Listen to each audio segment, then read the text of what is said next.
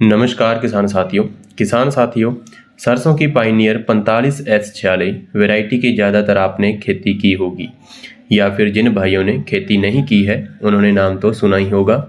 मैंने भी पिछली बार इस वैरायटी को लगाया था और वीडियो के अंत में अपने एक्सपीरियंस के अनुसार रिजल्ट जो रहा वो आपको बताऊंगा।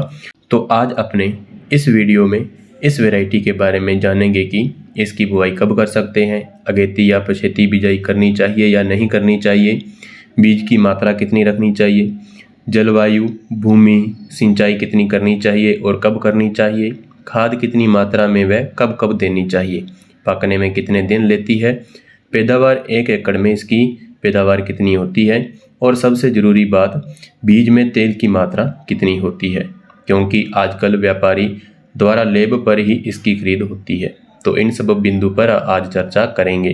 इसके अलावा अगर आपने किसी और किस्म को लगाकर देखा है और उसका रिजल्ट अच्छा मिला है तो आप वीडियो के नीचे कमेंट करके उस वैरायटी का नाम ज़रूर बताएं। किसान साथियों, पायनियर 45S46 वैरायटी के लिए सबसे पहले खेत की तैयारी कैसे करें के बारे में जान लेते हैं।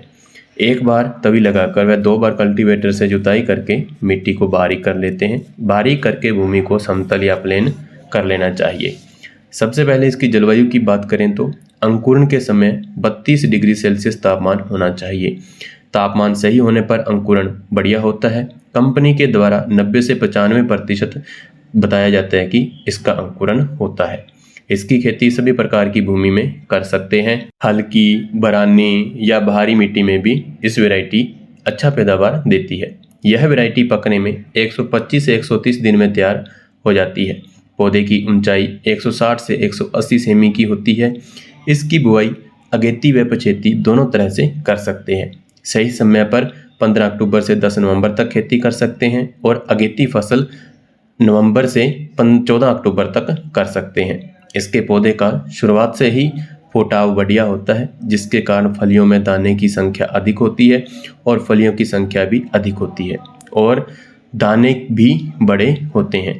इसकी बीज की मात्रा 1 एकड़ में 700 से 800 ग्राम तक रखते हैं।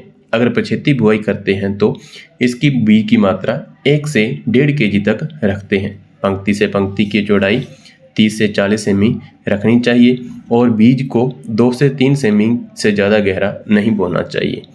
भारी मिट्टी में इसको 2 सिंचाई की आवश्यकता होती है। हल्की व बरानी मिट्टी में 3 सिंचाई की आवश्यकता होती है। भारी मिट्टी में पहली सिंचाई बिजाई के 40 से 45 दिन बाद बढ़वार के समय, दूसरी सिंचाई 90 से 100 दिन बाद फलियां बनते समय करनी चाहिए। वहीं हल्की मिट्टी में पहली सिंचाई बिजाई के 35 से 40 दिन बाद बढ़वार के समय, दूसरी सिंचाई 70 से 80 दिन बाद फूल आते समय, तीसरी सिंचाई 100 से 110 दिन बाद फलियां बनते समय करनी चाहिए। इसकी पैदावार की बात करें तो यह 1 एकड़ में 12 से 14 क्विंटल तक होती है। इसमें तेल की मात्रा 42% तक पाई जाती है। इस किस्म की मुख्य समस्या यही है कि दिसंबर या जनवरी में पाला पड़ने पर फलियों में दाना सूख जाता है या मर जाता है। और दूसरी समस्या यह है कि अगर खेत में ज़्यादा पकने के बाद कटाई करते हैं तो दाने झड़ने लगते हैं या फिर मंडली बनाकर कुछ दिन सुखाकर निकालते हैं तो दाना बहुत गिरता है।